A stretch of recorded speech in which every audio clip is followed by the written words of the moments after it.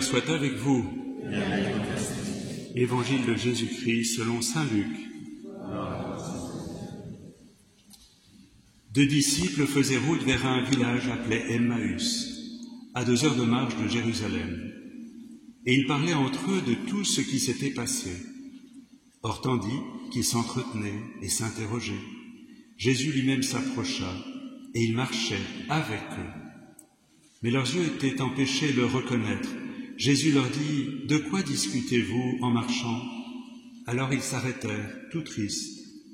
L'un des deux, nommé Cléophas, lui répondit « Tu es bien le seul étranger résidant à Jérusalem qui ignore les événements de ces jours-ci. » Il leur dit « Quels événements ?»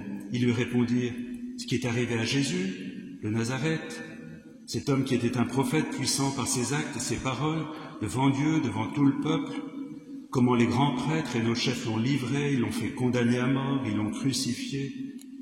Nous espérions que c'était lui qui allait délivrer Israël, mais avec tout cela, voici déjà le 3e jour qui passe depuis que c'est arrivé.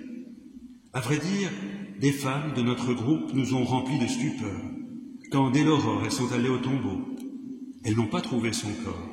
Elles sont venues nous dire qu'elles avaient même eu une vision des anges qui disaient qu'il est vivant. Quelques-uns de nos compagnons sont allés au tombeau, ils ont trouvé les choses, comme les femmes l'avaient dit, mais lui, ils ne l'ont pas vu. Il leur dit alors, esprit sans intelligence, comme votre cœur est lent à croire tout ce que les prophètes ont dit, ne fallait-il pas que le Christ souffrit pour entrer dans sa gloire? Et partant de Moïse, de tous les prophètes, il leur interpréta dans toute l'Écriture ce qui le concernait. Quand ils approchèrent du village où ils se rendaient, Jésus fit semblant d'aller plus loin, mais ils s'efforcèrent de le retenir. « Reste avec nous, le soir approche et déjà le jour baisse. » Il entra donc pour rester avec eux.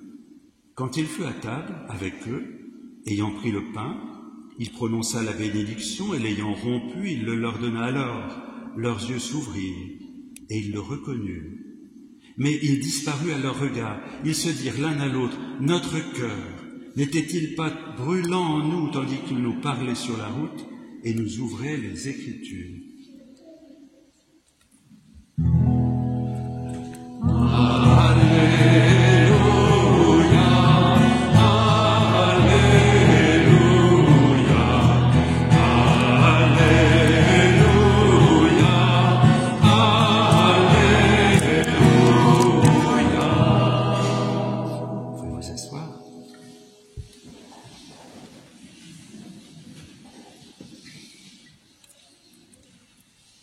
Quelques jours, très peu de jours avant le départ de Gérald, à un moment,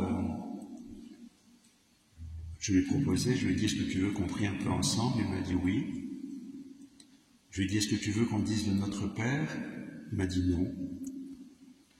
Il m'a dit, dis-moi la prière de ta grand-mère. C'est une prière que ma grand-mère avait écrite dans les années 60, qu'elle avait offert à chacun de mes frères et sœurs pour leur communion, et une prière que j'aime beaucoup. Donc voilà, il ne voulait pas du Notre Père, il voulait de la prière de ma grand-mère. Donc je vous la lis. Au jour le jour, mon Dieu, en paix je m'abandonne à tes desseins d'amour souvent mystérieux. Je sais qu'à travers tout, ton divin cœur rayonne. Ça me suffit bien. Je ferme les yeux. J'ai foi dans ta bonté, j'ai foi dans ta puissance. Je ne veux rien savoir de mon jour de demain, sinon qu'avant l'aurore, ô Dieu, ta providence pour moi sera levée et que ce jour est tien. Il m'a redemandé de lui dire cette prière 1 heure avant de partir, ce que j'ai fait. Je voudrais remonter un peu en arrière, 12 ans plus tôt, le jour où j'ai fait la connaissance de Gérald. C'était à l'abbaye de Solesmes, où j'animais une journée sur la question de la fragilité. Et le soir, il y avait un temps où chacun pouvait aller trouver quelqu'un pour déposer une demande, une forme de prière. Et Gérald est venu vers moi. Et il y avait sur le papier, il était marqué la question « Pourquoi je désire ?» rencontrer Jésus. Et chacun pouvait écrire quelque chose. Et Gérald a écrit ceci, qu'il m'a lu. C'était notre toute première rencontre. C'était le 31 mars 2012.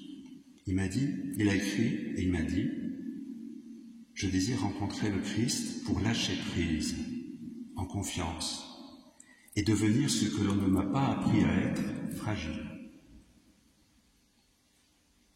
Voilà. Apprendre à être fragile. Et ça a traversé, je dirais, ces 12 années, cette recherche, cette quête de pouvoir lâcher prise. C'était pas sa spécialité. Parce qu'il fallait que tout soit toujours parfait.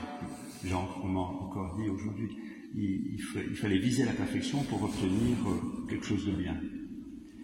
Ça l'a tenu jusqu'à midi, lundi. Il m'a encore dit lundi à midi, attention, il y a cet appareil-là, il va falloir le reporter au Capucin, est-ce que tu sais où est la valise?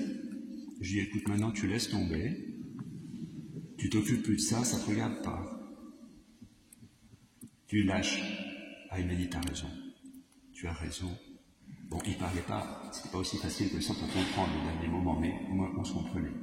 Quelquefois, je comprenais rien, ça allait bien. Et il m'a dit, tu as raison, tout est accompli. Ça vous rappelle quelque chose, peut-être. Tout est accompli. Maintenant, il m'a dit, il faudrait qu'on prenne les 3 heures qui restent pour prier. Voilà, c'est pour ça qu'il m'a redemandé la prière que je vous disais tout à l'heure. Et puis je lui ai chanté le cantique de Siméon. On chante au complis. On peut me le redonner la musique là, maintenant au Maître souverain.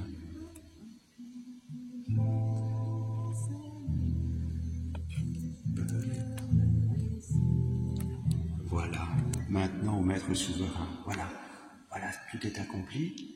Et il était dans la paix, vraiment dans la paix. Et cette paix, on y est rentré ensemble. Une prière très simple. Et je crois que ce qu'il voulait, il m'a dit, il faudrait qu'il y ait de la lumière. Et il avait choisi un chant pour la fin, parce que vous savez, tout était programmé. Hein.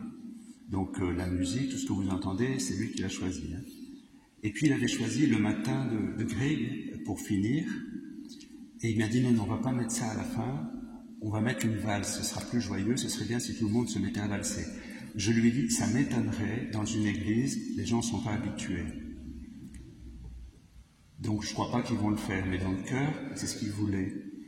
Il voulait qu'il y ait de la lumière. Et il m'a dit, je ne vous dirai pas le détail, il m'a dit, voilà, quand je vais arriver devant le Christ, j'aimerais bien qu'on s'assoie à table ensemble et qu'on trinque. Pour faire connaissance, ça sera mieux. Voilà. Donc qu'on prenne le temps de trinquer, Jésus et moi, pour...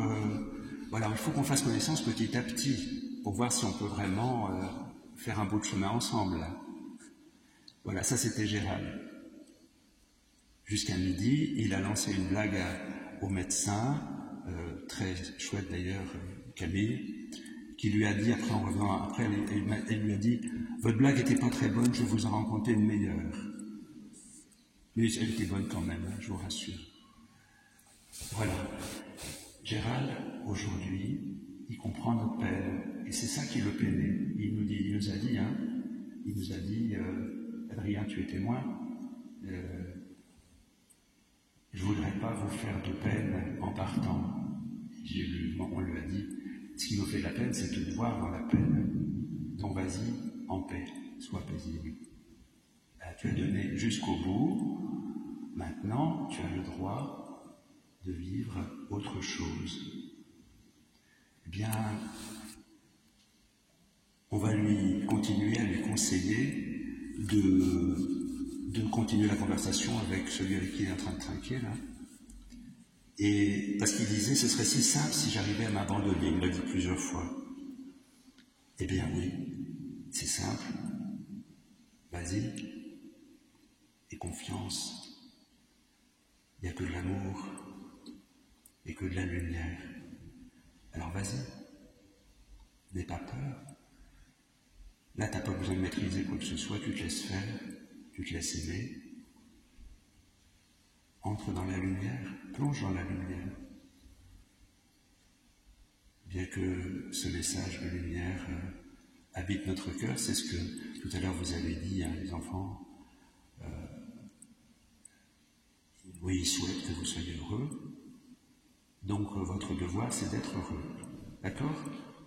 Il va vous le dire à la fin. Hein, il va vous dire quand vous dire, alors ça y est, vous l'avez fait, hein, la perfection pour être heureux. D'accord? Eh bien, entrons avec lui dans cette paix, entrons avec lui dans cet immense amour pour lequel nous sommes faits, qui nous espère.